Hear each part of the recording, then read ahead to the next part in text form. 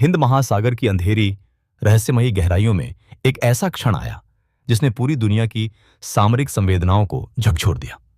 4 मार्च 2026 की रात जब दुनिया सो रही थी, अमेरिकी नौसेना की ओ क्लास पनडुब्बी ने अपनी मार्क 48 टॉर्पीडो मिसाइल छोड़ी और ईरान का अत्याधुनिक युद्धपोत IRIS डेना बिना किसी चेतावनी के पानी के नीचे समा गया।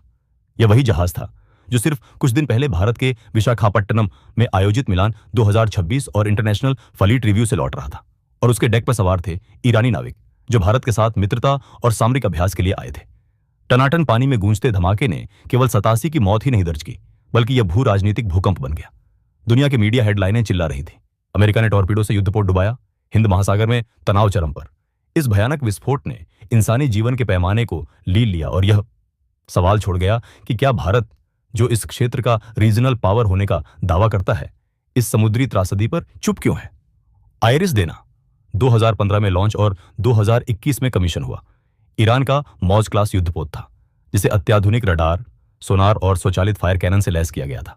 लेकिन अमेरिकी पनडुब्बी की स्टेल्थ तकनीक और अत्याधुनिक गुप्तचर रणनीतियों ने इसे ट्रैक करने की तमाम कोशिशों को नाकाम कर दिया। यह हमला न केवल तकनीकी चमत्कार का प्रदर्शन था, बल्कि यह दुनिया के सामने यह संदेश था कि अंतर्राष्ट्रीय जल में कोई भी शक्ति सुरक्षित नहीं है।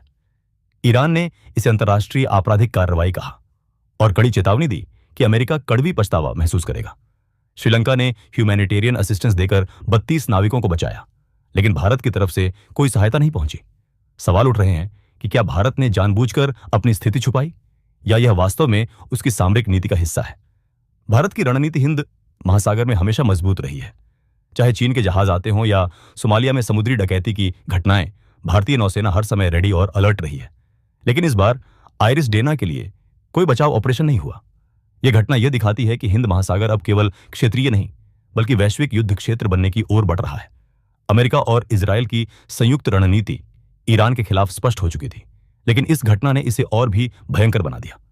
अंतर्राष्ट्रीय राष्ट्रीय जल में हुए हमले ने वैश्विक अर्थव्यवस्थाओं और नौसैनिक सामरिक संतुलन को हिलाकर रख दिया।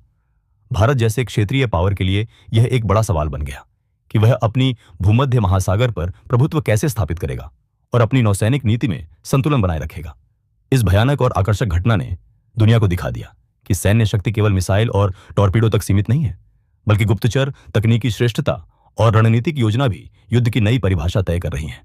हिंद महासागर अब केवल व्यापार और समुद्री मार्ग का केंद्र नहीं, बल्कि विश्व युद्ध की अग्नि परीक्षा का मैदान बन चुका है। IRIS डेना के डूबने के बाद हिंद महासागर की नीरवता अचानक भयानक युद्ध की गूंज में बदल गई। अमेरिका और इजरायल ने अपनी सामरिक शक्ति का प्रदर्शन करके यह संदेश दिया कि कोई भी जहाज, चाहे मित्रवत दिखे, सुरक्षित नहीं है। इस घटना ने क्षेत्रीय और वैश्विक सामरिक समीकरण को पूरी तरह बदल दिया। ईरान ने तुरंत चेतावनी जारी की कि वे इस हमला का कड़ा जवाब देंगे, और अंतर्राष्ट्रीय मीडिया ने इसे हिंद महासागर में युद्ध का नया अध्याय कहा। भारत, जो हमेशा अपने हिंद महासागर प्रभुत्व का दावा करता रहा है, इस समय चुप्पी साधे खड़ा है। सवाल उठ रहे हैं कि क्या भारत इस युद्ध में तीसरी पार्टी के रूप में शामिल है, या केवल सुरक्षा और रणनीतिक संतुलन बनाए रखने के लिए अपनी भूमिका छुपा रहा है। इस चुप्पी ने वैश्विक विश्लेषकों और राजनीतिक विशेषज्ञों के बीच गहन बहस को जन्म दिया है। भारत ने हाल के वर्षों में अपनी नौसैनिक ताकत को लगातार बढ़ाया है। चाहे INS विक्रमादित्य और INS विक्रांत जैसे एयरक्राफ्ट कैरियर हों, या नवीनतम शार्क क्लास सबमरीन और ड्रोन तकनीक, भारत ने हिंद महासागर में अपनी पकड़ मजबूत की है। लेकिन IRIS डेना घटना ने यह दिखाया कि अंतर्राष्ट्रीय जल में सबसे छोटा चूक भी बड़े भू राजनीतिक झटके का कारण बन सकती है।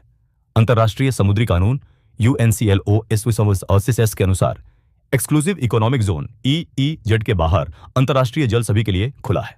अमेरिकी पनडुब्बी ने इसी कानूनी ढांचे का हवाला देते हुए कहा कि हमला अंतर्राष्ट्रीय जल में हुआ, लेकिन यह रणनीतिक दृष्टि से भारत के नजदीकी जल में घटित हुआ। इसने भारत के रीजनल सुरक्षा दृष्टिकोण और रणनीति पर सवाल खड़ा कर दिया। ईरान की प्रतिक्रिया ने वैश्विक मंच पर तनाव को और बढ़ाया। उन्होंने कहा कि उनका जहाज भारत के एक इवेंट में गेस्ट के रूप में आया था, और अचानक हमला उन्हें विश्वासघात और मानवीय त्रासदी का सामना कराता है। यह न केवल अंतर्राष्ट्रीय कानून का मसला है, बल्कि यह मानवाधिकार, समुद्री सुरक्षा और मित्र राष्ट्रों के बीच विश्वास का भी सवाल बनता है। भविष्य की रणनीति को लेकर विशेषज्ञ कहते हैं कि हिंद महासागर अब राजनीतिक और सामरिक उथल पुथल की ओर बढ़ रहा है। अमेरिका ने यह दिखा दिया कि उसकी टेक्नोलॉजी और युद्ध नीति वैश्विक स्तर पर निर्णायक है, और ईरान ने चेतावनी दी कि कोई भी गलती भारी पड़ सकती है। भारत जैसे रीजनल पावर के लिए यह चुनौती है कि वह सामरिक संतुलन बनाए रखे, मित्र राष्ट्रों के साथ सहयोग करे और संभावित भविष्य के संघर्षों में अपनी भूमिका तय करे। इस घटना ने यह स्पष्ट कर दिया कि हिंद महासागर अब केवल व्यापार और समुद्री मार्गों का केंद्र नहीं रहा, यह वैश्विक सामरिक शक्ति का मैदान बन चुका है। भारत की नौसेना को न केवल सुरक्षा के लिए सतर्क रहना होगा, बल्कि भविष्य में ऐसी घटनाओं पर तत्काल प्रतिक्रिया देने के लिए तैयार रहना होगा। वहीं ईरान और अमेरिका के बीच यह संघर्ष आगे बढ़ सकता है, जिससे पूरे क्षेत्र में सैन्य, आर्थिक और राजनीतिक दबाव बढ़ेगा। IRIS डेना की इस भयानक दुर्घटना ने दुनिया को दिखाया कि समुद्र की गहराइयां केवल पानी ही नहीं, बल्कि शक्ति, रणनीति और युद्ध का मंच भी है। भारत की भूमिका, उसकी चुप्पी और भविष्य की रणनीतियां अब हर राजनीतिक और सैन्य विशेषज्ञ के लिए विचार का केंद्र बिंदु बन चुकी है। हिंद महासागर में संतुलन बनाने के लिए अब न केवल तकनीकी शक्ति, बल्कि राजनीतिक बुद्धिमत्ता और कूटनीतिक कौशल की भी आवश्यकता है। अगले कदम में दुनिया देख रही है कि ईरान किस प्रकार से जवाब देगा, अमेरिका अपनी सैन्य श्रेष्ठता का प्रदर्शन कैसे करेगा और भारत अपनी भूमिका चुप्पी में या सक्रिय प्रतिक्रिया में कैसे निभाएगा। इस भयंकर भू राजनीतिक खेल में हर निर्णय और हर चूक विश्व युद्ध की संभावना को बढ़ा सकता है।